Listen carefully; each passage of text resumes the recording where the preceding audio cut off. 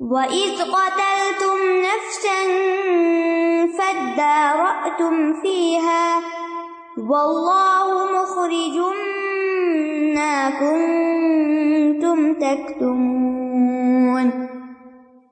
اور جب تم نے ایک شخص کو قتل کر دیا پھر تم اس کے بارے میں باہم جھگڑنے لگے، اور جو تم چھپا رہے تھے اللہ اسے ظاہر کرنے والا تھا۔ یہاں پر اس واقعے کا ابتدائی حصہ بیان کیا گیا ہے، جبکہ بعد کا حصہ جو ہے پہلے بیان کیا گیا۔ قرآن مجید کو ہسٹری کی کتاب نہیں ہے، یہ یاد رکھیے، کہ جس میں ترتیب وار چیزیں بتائی جائیں، ٹھیک ہے۔ اللہ سبحانہ وتعالی جہاں جس چیز کو مناسب سمجھتے ہیں بیان فرما دیتے ہیں۔ پہلے گائے کی ذبح کرنے کے حکم کی بات کی گئی تاکہ بنی اسرائیل کا رویہ سامنے آ جائے، اور پھر آخر میں اس کا سبق کہ اس کے ذبح کرنے کا فائدہ کتنا ہوا۔ اور یہ بھی کہا جاتا ہے کہ اس دوران کے جب حکم ملا ان کو تو یہ واقعہ پیش آ گیا، یا یہ کہ واقعہ پہلے پیش آیا تھا اور اس مسئلے کے حل کے لیے گائے ذبح کرنے کا حکم دیا گیا تھا۔ دونوں آرام ملتی ہیں، ٹھیک ہے۔ وَإِذْ قَتَلْتُمْ نَفْسًا فَادَّارَأْتُمْ فِيهَا، جب تم نے ایک نفس کو قتل کر دیا۔ ایک شخص نے کیا تھا یا بہت سارے لوگوں نے کیا تھا؟ ایک نے کیا۔ قتل تم کیوں کہا؟ تم سب نے، تم تو جمع کا صیغہ نا۔ قرآن مجید کا یہ ایک انداز ہے کہ ایک شخص کے کام کو بھی پن پوائنٹ کر کے یہ نہیں کہا جاتا جب تم میں سے فلاں شخص نے جس کا یہ نام تھا اس نے یہ کام کیا، ایسا نہیں کیا جاتا۔ یہ انداز اتنا خوبصورت نہیں ہے، ٹھیک ہے۔ جنرل انداز میں بات، جیسے نبی صلی اللہ علیہ وسلم کا طریقہ یہ تھا کہ جب وہ کسی کے اندر کوئی غلط چیز دیکھتے تھے تو جا کے اس کے سر پہ نہیں کھڑے ہو جاتے تھے کہ تم یہ کیا کر رہے اور یہ کیوں کر رہے اور اس کے پیچھے پڑ جائیں، بلکہ کیا کرتے تھے، لوگوں کو جمع کر لیتے تھے اور فرماتے تھے کیا حال ہے لوگوں کا، لوگوں کو کیا ہو گیا ہے، وہ ایسا کیوں کرتے ہیں، حالانکہ سب نے نہیں کیا ہوتا تھا۔ مقصد اس میں کیا تھا، جس نے کیا اس کو تو چل جائے پتا، اور جنہوں نے نہیں کیا وہ آئندہ ایسا کام نہ کرے۔ بعض اوقات یہ بھی ہوتا ہے نا، اگر کسی ایک کی غلطی ہے تو سب کو کیوں کہا جا رہا ہمارا کیا قصور؟ نہیں، قصور کی بات نہیں ہے، یہ اس لیے ہے تاکہ تم بھی آئندہ یہ نہ کرنا۔ عقل مند کون ہوتا ہے؟ جو دوسرے کے اوپر گزرنے والے واقعے سے سبق لے لے، دوسرے کی حالت سے سبق لے لے۔ عربی میں کہتے ہیں من وعظ بغیری، جو نصیحت پکڑے کسی اور کے اوپر گزرنے والے حادثے سے۔ اور یہ بھی ہو سکتا ہے، پاسبلٹی ہے کہ کچھ لوگوں نے اس قتل میں قاتل کا ساتھ دیا ہو، مشورہ دینے میں، مخبری کرنے میں، ہتھیار فراہم کرنے میں، وغیرہ وغیرہ، کوئی وجہ بھی ہو سکتی۔ تو نفسن، ایک جان کو، جب تم نے ایک جان کو قتل، یعنی ایک انسان کو قتل کیا۔ فدارأتم کا لفظ جو ہے درءن سے ہے، جس کا معنی ہوتا ہے پھینکنا، دفع کرنا، اور اسی سے تدارأتم ہے جو ادغام کے قاعدے کے تحت ادارأتم ہو گیا۔ مطلب یہ کہ ایک دوسرے پہ الزام لگانے لگے۔ در کا مطلب ہوتا ہے اپنے سے ہٹانا، جیسے بال ہوتا ہے نا، بال آپ کی طرف یا جیسے بیڈمنٹن ہم کھیلتے ہیں تو اگر آپ کی طرف آ رہا ہو وہ شٹل کاک تو پہ آپ کیا کرتے ہیں، ادھر پھینکتے، ادھر جو جا رہا تو وہ کیا کرتا ہے، وہ آپ کی طرف۔ تو یہ ایک دوسرے پہ جو پھینکنے والی چیز ہوتی ہے، اس کے لیے لفظ استعمال ہوتا ہے۔ تم ایک دوسرے پر الزام لگانے لگے، ایک دوسرے کی طرف بات پھینکنے لگے۔ اور یہ بھی کہا جاتا ہے کہ دو قبیلوں میں سے کسی ایک قبیلے کا آدمی قتل ہوا تھا تو ان میں سے ہر قبیلے نے دعویٰ کیا کہ دوسرا قبیلہ قاتل ہے، اور قریب تھا کہ لڑائی بھڑک اٹھتی، تو وہ موسیٰ علیہ السلام کے پاس آ گئے۔ واللہ مخرج ما کنتم تکتمون، اور اللہ نکالنے والا تھا جو تم چھپا رہے تھے، یعنی تم قاتل کو چھپا رہے تھے تو اللہ تعالیٰ اس کو ظاہر کرنے والا تھا۔ اور یہ ہمیشہ سے قاتل کی نفسیات رہی ہے نا کہ وہ قتل کر کے پھر اس کو چھپاتا بھی ہے، ٹھیک ہے، کہ کسی کو پتہ نہ چلے، خود بھاگ جاتا ہے، چھپ جاتا ہے، یا مقتول کو چھپا دیتا ہے۔ سب سے پہلا قتل کب ہوا تھا؟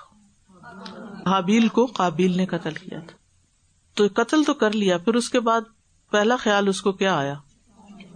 کیف اواری سوءۃ اخی، میں اپنے بھائی کی لاش کو چھپاؤں کیسے، یعنی اس قتل کو کیسے چھپاؤں۔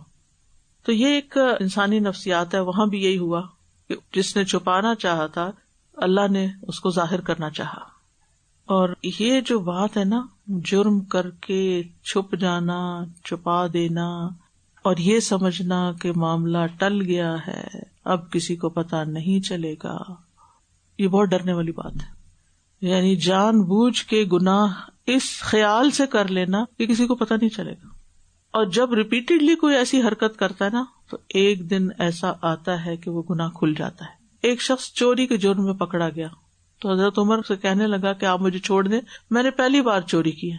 تو انہوں نے کہا کہ پہلی بار اللہ تعالیٰ کسی کا عیب نہیں کھولتا، یعنی اگر کوئی غلطی پہلی دفعہ کرتا ہے تو اس کو چانس ملتا ہے کہ توبہ کر لے، لیکن پھر وہ دوبارہ کرتا ہے، پھر وہ کرتا ہے تو پھر وہ کھل جاتا ہے معاملہ. یعنی بندوں کا چھپایا ہوا ظاہر ہو کے رہتا ہے، خاص طور پر سکرات الموت میں. یہ جو گلٹ ہوتی ہے نا اندر، یہ شوق ہوتا ہے کسی چیز کا، یہ دبی چھپی خواہشیں ہوتی ہیں. اچھا جی، خوابوں کی بھی آپ نے دیکھا ہوگا، اگر آپ نے سائیکالوجی پڑھی ہو اور اس میں ڈریمز کے بارے میں پڑھا ہو، ڈریمز کی جو وجوہات بتائی جاتی ہیں اس میں سے ایک وجہ یہ بتائی جاتی ہے نا کہ وہ انسان کے اندر کی چھپی ہوئی ایکسپریس کی ہوئی خواہشات ہوتی ہیں کہ جب انسان سوتا ہے، مائنڈ ریلیکس ہوتا ہے تو وہ اٹھ کے سب کانشیس سے کانشیس میں آ جاتی ہیں، خوابوں میں وہ چیزیں نظر آنے لگتی جو آپ کرنا چاہتے ہیں یا آپ جس کو ڈیزائر کرتے ہیں، تو آپ کی ڈیزائر خواب کے ذریعے پوری ہو جاتی. یہ تو سب کو ایکسپیرینس ہے. کسی سے ملنا چاہتے ہیں وہ خواب میں مل لیتے ہیں آپ اس کو، کسی سے کوئی بات کرنا چاہتے ہیں خواب میں کر لیتے ہیں. تو آپ کے اندر جو چیز ہوتی ہے وہ آپ کی نیند میں کھل جاتی. اسی طرح بعض لوگ نیند میں بولتے بھی ہیں، کچھ لوگوں کو عادت ہوتی ہے، یہ بیماری بھی ہوتی ہے، لیکن یہ کہ نارمل لوگ بھی، بچے بھی بعض اوقات رونا شروع کر دیتے ہیں خواب میں. یہاں چھوٹے معصوم بچے تو مسکراتے بھی بہت ہیں سوتے سوتے، کہتے ہیں اس کو فرشتہ نظر آئے، اللہ عالم کون نظر آئے، لیکن وہ مسکراتے ہیں. تو خواب میں اور سوتے وقت اور غفلت کے وقت جب انسان اپنے ہوش میں نہیں ہوتا تو اس کے منہ سے باتیں نکل جاتی ہیں. بعض اوقات بھول کے وہ کچھ کہہ دیتا ہے جو اس نے عرصے تک چھپایا ہوتا ہے. تو اس لیے پہلے درجے میں انسان کو ایسے کام نہیں کرنے چاہیے کہ جو آپ کو چھپانے پڑے، یعنی جرم، گناہ. اس کا یہ مطلب نہیں کہ انسان جو کرے وہ لوگوں کو دکھاتا رہے، دیکھو میں نے یہ بھی کیا، یہ بھی کیا. نہیں، اس کی ضرورت نہیں ہے. یہاں کہنے کا مقصد یہ ہے کہ کسی گناہ کو چھپ کے کر کے یہ نہ سمجھے کہ اب یہ کسی کو پتہ نہیں چلے گا، خصوصاً وہ جو کسی کا حق مارنا اور کسی حقوق العباد سے متعلق ہو. بعض لوگ کہتے ہیں کہ میں فلاں کے بارے میں ایک بات کروں تو اس کو بتانا نہیں، اب وہ کیا ہوتا ہے، اب وہ کتنی بوجھل ہو جاتی ہے وہ بات جو کسی کو بتانی نہیں ہوتی، اور وہ کہیں نہ کہیں سے نکل ہی آتی ہے. بہرحال اب ہوتا یہ ہے کہ جب موت کی بے ہوشیاں ہوتی ہیں تو لوگوں کے اندر جس قسم کی سوچیں ہوتی ہیں اور جو ان کی شوق ہوتے ہیں، یہ زندگی میں انہوں نے جس کو سب سے زیادہ پرائرٹی دی ہوتی ہے وہ باتیں بولنے لگتے ہیں. اسی طرح نیک لوگ اپنی موت کی بے ہوشیوں میں کوئی اچھی باتیں کرتے ہیں، کوئی قرآن پڑھ رہا ہوتا ہے، کوئی لا الہ الا اللہ بے ہوشی میں ہی پڑھ رہا ہوتا ہے، اس کو ویسے ہوش نہیں تو زبان ہل رہی. پچھلے دنوں کسی کے والد کی ڈیتھ ہوئی تو انہوں نے بتایا کہ وہ خود ہسپتال میں تھی تو ان کے پاؤں بھی ٹھنڈے ہو گئے، ان کا جسم سارا کچھ، ان کا حلق سے بھی جیسے روح نکل جاتی، آنکھیں بھی اوپر اٹھ گئی، لیکن آخر میں بھی زبان حرکت کر رہی تھی جیسے لا الہ پڑھ رہے ہوں.